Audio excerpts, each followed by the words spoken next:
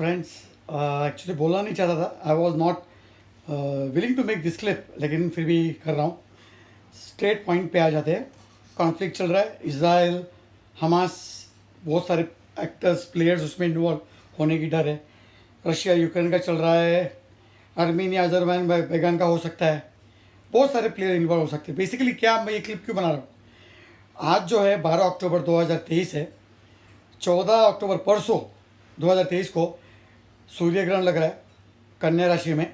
शनि अमावस्या भी है, कन्या मीन्स वर्गो, उसमें सूर्य सन है, फिर चंद्रमा भी है, उसमें ग्रहण लग रहा है। It is not a good indication for that matter. बुध भी है, ये सूर्य ग्रहण कन्या राशि में नॉट गुड। सेकंड जो है लिब्रा, तुला राशि, उसमें आज के तारीख में मंगल और केतु है, उसको अंगारक योग बोलते हैं। एग्जैक्टली उसके अपोजिट मेष राशि में, एरिस में गुरुदेव, जुपिटर और राहु है, मतलब दोनों रेट्रो है, प्लस शनि महाराज कुंभ राशि में, एक्वेरियस में। तो ये चार साइंस जो है, इसमें बहुत सारी एक्टिविटी चल रही है। सैटर्न का तीसरा इम्पैक्ट एरिस के ऊपर जा रहा है, जहाँ पे गुरुदेव और राहु है, प्लस उनकी डायरेक्ट नज़र एक दूसरे के ऊपर तुला राशि के ऊपर जा रही है। So what I am trying to say, Saturn is impacting Guru Rahu in Mesh, in which is also impacting Mangal and Ketu in Tula rashi. Plus सूर्य ग्रहण है 14 तारीख को। 18 अक्टूबर को सूर्यदेव जो है सन, वो राशि चेंज करेंगे, वर्गो से वो तुला राशि में चले जाएंगे, लिब्रा में जाएंगे, जहाँ पे केतु और मंगल वहीं पे है। तो फ्रॉम 18 अक्टूबर टिल 30 अक्टूबर, 30 अक्टूबर 2023 तक केतु, मंगल और सूर्य लिब्रा राशि में, तुला राशि में रहेंगे। अंगारक योग तो पहले से बना हुआ है, मंगल और केतु साथ में होने की वजह से, और उनके ऊपर राहु और गुरुदेव की वक्र दृष्टि है, प्लस सूर्यदेव आ जाएंगे। शनि महाराज जैसे मैंने बताया वो भी इन्वॉल्व है।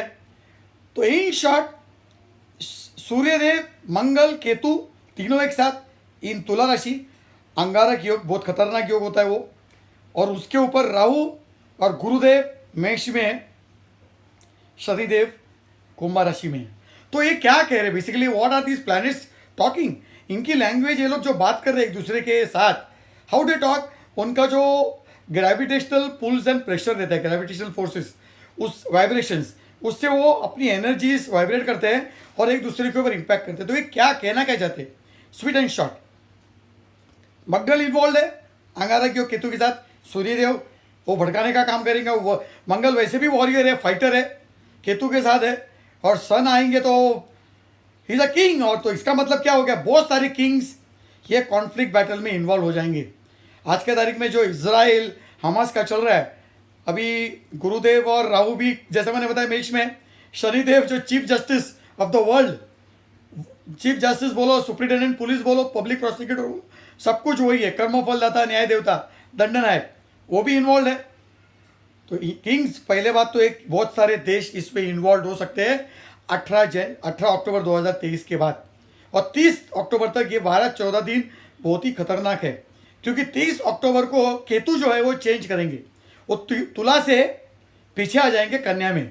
तो जो अंगारक योग जो है मंगल और केतु का, और जब सूर्य भी ज्वाइन करेंगे, तीनों मिलके जो 12-13 दिन का अंगारक योग जो बनेगा 18 अक्टूबर से लेकर 30 अक्टूबर तक, वो 30 अक्टूबर रात को वो टूटेगा।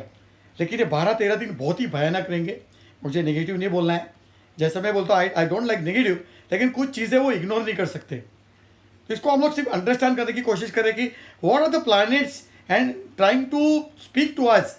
वो एक दूसरे से बातचीत कर रहे हैं, तो हमको वो क्या इंडिकेशन दे रहे हैं। सिमिलरली 30 तारीख को राहु भी पीछे आ जाएंगे मीन राशि में। तो इन शॉर्ट, तुला इज वेरी एक्टिव, वो साइन बहुत एक्टिव रहेगी। मेष, कन्या, कुंभ और मीन, ये जो चार साइन में जो मैंने बताया, 5 जोडियाक साइंस, राशियां, इनको सबसे पहले बहुत ख्याल करना चाहिए। और क्योंकि तुला राशि में 3 ग्रह होने वाले 18 अक्टूबर से लेकर 30 अक्टूबर तक, सूर्य, केतु और मंगल, अंगारक योग, जैसे मैंने बताया, बहुत ही विस्फोटक परिस्थिति रहती है। उसके बाद राहु और गुरु की वक्र दृष्टि है मेष से, तो वृश्चिक राशि के ऊपर बहुत असर पड़ेगा, क्योंकि वृश्चिक राशि के पीछे ही तुला है। वृश्चिक इन द सेंस स्कॉर्पियो, जो भी स्कॉर्पियन मून साइन में, मून साइन के हिसाब से बात कर रहा हूँ, चंद्र राशि, जैसे हमारे प्रधानमंत्री मोदी साहब की वृश्चिक राशि है, तो उनके पीछे अंगारक योग बन रहा है बहुत खतरनाक, सूर्यदेव मंगल और केतु मिलके, बहुत ही खतरनाक है।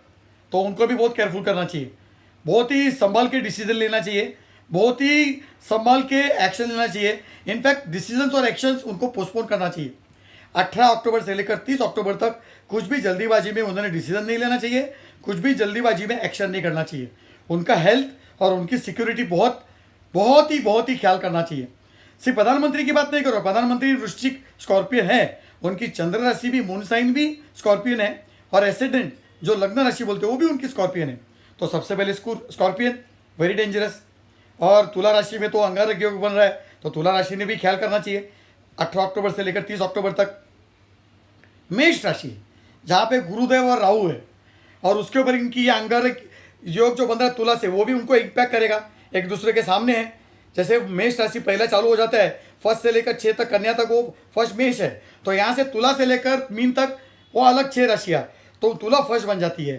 तो तुला में जो अंगारक योग है वो मेष को भी असर करने वाला है, 100% असर कर देगा। प्लस शनिदेव की वक्र दृष्टि, नीच इम्पैक्ट, वक्र रेट्रो नीच का जो इम्पैक्ट है वो मेष के ऊपर रहने वाला है। तो मेष राशि ने भी बहुत ख्याल करना चाहिए, गाड़ी घोड़ा बहुत संभाल के चलाना चाहिए। बहुत सारा फिजिकल लॉस या एक्सीडेंट या भगवान ना करे फायर या खुद गिरना, ऐसा हो सकता है, भगवान ना करे। तीसरी राशि कन्या राशि, कन्या राशि में तो सूर्य ग्रहण लग रहा है बॉस, डराने की बात नहीं है। उसका इम्पैक्ट 30 दिन लोग बोलते हैं, मेरा अनुमान है 90 दिन तक रहता है कोई भी सूर्य ग्रहण का इम्पैक्ट, सूर्य ग्रहण या चंद्र ग्रहण, कोई भी ग्रहण का इम्पैक्ट 3 महीने तक रहता है। लेकिन एटलीस्ट मिनिमम 30 महीना ग्रहण के दिन से या ग्रहण के पहले 5 दिन पहले से और बाद में 90-30 दिन तक बहुत बड़ा उसका इम्पैक्ट रहता है। दे शुड बी केयरफुल, क्योंकि कन्या राशि में वर्गों में ही चंद्र सूर्य ग्रहण लग रहा है। प्लस कन्या से मेष राशि में जो राहु और गुरु जो है चांडाल योग, गुरु चांडाल योग, देखो गुरु चांडाल योग मेष में बन रहा है, अंगारक योग तुला में बन रहा है, बहुत खतरनाक स्थिति।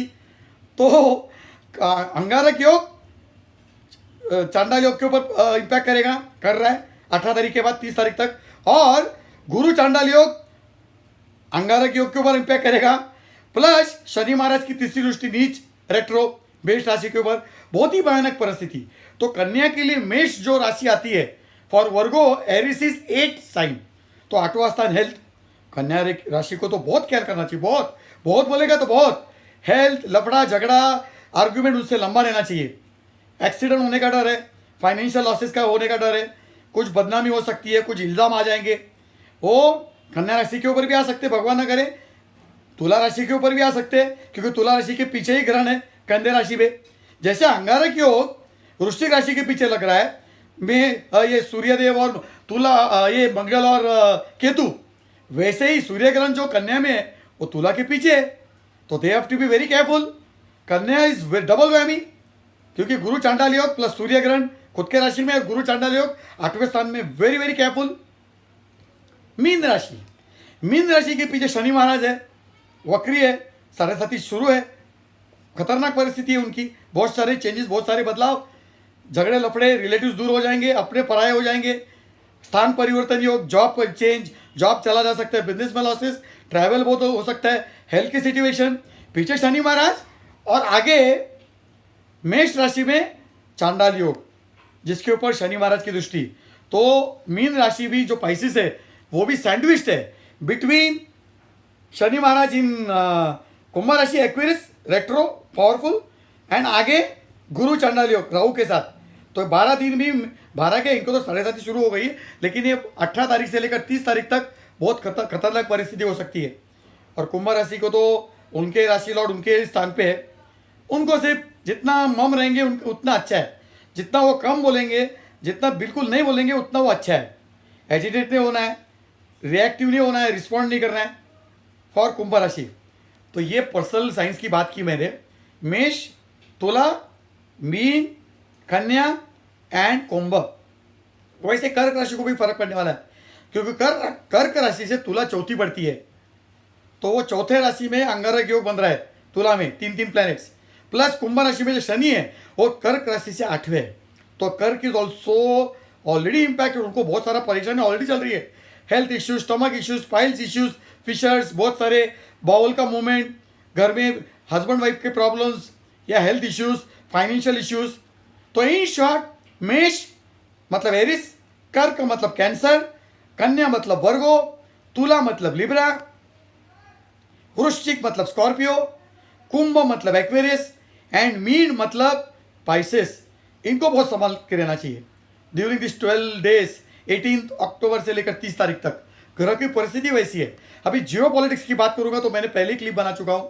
बहुत सारा ये जो कॉन्फ्लिक्ट चल रहा है ये बढ़ेगा, ये इतने छोटे में खत्म नहीं होने वाला है। और इतने सारे प्लैनेट एक्टिवेट एक साथ हो रहे हैं तो बहुत सारे कंट्रीज इसमें इन्वॉल्व हो जाएंगे। बहुत सारे किंग्स, प्रेसिडेंट, प्राइम मिनिस्टर्स और उनके देश वो उसमें इन्वॉल्व हो जाएंगे, इंक्लूडिंग यूएसए, रशिया। वो तो सबको पता है ही है। China is the instigator. ये सारे गेम्स में China is the main player. वो सारी the seeds of all the battles and conflicts is by China and from China. South Africa, जो वेस्ट एशिया का जो अफ्रीकन कंट्रीज है, उसमें स्टारवेशन, भूखमरी, वॉर, अर्थक्वेक्स। जैसा मैंने बताया सूर्य ग्रहण तो हो रहा है, अर्थक्वेक का डर है बहुत सारा, भगवान ना करे अर्थक्वेक आने का ज़्यादा डर है ऑल ओवर द वर्ल्ड। खास करके Canada, north America, middle east, हमारे साउथ ईस्ट एशिया, इंडिया का east north east part, north west part and southern part, ये बहुत सारा डर है, भगवान ना करे कॉन्फ्लिक्ट बढ़ेंगे। और ये जो इजराइल हमस का जो है, इसमें बहुत सारे प्लेयर्स ऐड हो जाएंगे। Sudan, Syria, Iraq, Lebanon, Egypt, Syria, Turkey, वो इन्वॉल्व हो जाएंगे। और हमारे भाई साहब मोदी साहब को तो है ही इज ऑल्सो देयर, पर वो पीछे से है, तो he is also being impacted. तो उनको तो केयरफुल रहना चाहिए बाई टेकिंग एनी डिसीजन और एक्शन। ये 30 अक्टूबर तक उन्होंने कोई डिसीजन, एक्शन जो ड्रास्टिक है वो नहीं लेना चाहिए, उसको पोस्टपोन करना चाहिए। बहुत लंबा चलेगा ये युद्ध। अजरबैजान और आर्मेनिया का भी फ्लेयर अप हो जाएगा। अमेरिका कुछ नया फ्रंट खोल सकता है। भारत खुद नया फ्रंट नहीं खोलेगा, लेकिन कोई और फ्रंट खुलवाएगा भारत के लिए, और जहाँ से पीओ लेके भारत में आ सकता है। बलूचिस्तान फ्री होने का बहुत चांसेस है। चाइना का मैंने पहले क्लिप में बोल दिया, 2026 में उनका डिसइंटीग्रेशन प्रोसेस चालू हो जाएगा। उनको पता है, दे know it. Chinese communist party CCP को उनको पता है, क्योंकि फेंगशुई जितने भी डिवाइन साइंस है, ऑकल्ट साइंस, बहुत सारे अलग टाइप्स के, वो चाइना बहुत प्रैक्टिस करता है और वो बिलीव करता है। So they know it, and that's why their rulers, the Chinese Communist parties, they're trying to divert their local population attention by instigating conflicts and wars in many parts of the world. That's it. तो just be careful boss। मैं खुद डरता हूँ। ये अक्टूबर महीना बहुत dangerous है, पहले वाले क्लिप में बोल चुका हूँ। मैं तो अक्टूबर की बात कर रहा हूँ। ये बहुत सारे, जैसे मैंने बताया, अंगारक योग तुला राशि अक्टूबर तक, गुरु चांडाल योग मेष राशि वो भी 30 अक्टूबर तक, सूर्य ग्रहण कन्या राशि में लग रहा है, और शनि महाराज इसमें है ही है, कुंभ में है ही है, सूर्य ग्रहण कन्या राशि में लग रहा है। So this is a very very tricky situation. भगवान से एक ही प्रार्थना है, ये वॉर बिल्कुल ना होना जाए। और जितने भी हमारे राष्ट्र अध्यक्ष है डिफरेंट वर्ल्ड में कंट्रीज के, प्राइम मिनिस्टर्स, प्रेसिडेंट्स, किंग्स, उनकी बुद्धि उनको सच बुद्धि दे, गिव देम गुड विजडम, क्योंकि भगवान लोग ही विजडम दे सकते हैं। और खास करके Russia, China, Iran, north Korea, they may create lot of situations,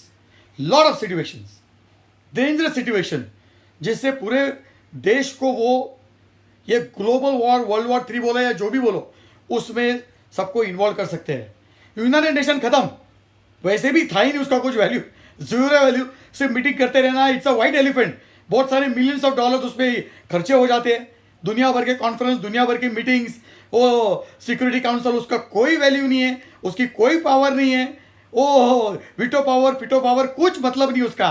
वो परमानेंट मेंबर 5 में चाइना और रशिया, वही कुछ उसको पूरा खत्म कर दिया उन्होंने, नहीं सब लोग ने मिलकर खत्म कर दिया, अमेरिका ने भी, क्योंकि कोई कभी यूनाइटेड नेशन को पूछता ही नहीं, चाहे वॉर हो, कॉन्फ्लिक्ट हो या कुछ भी, वो लोग कंट्रीज इंडिविजुअली डिसीजन लेते हैं।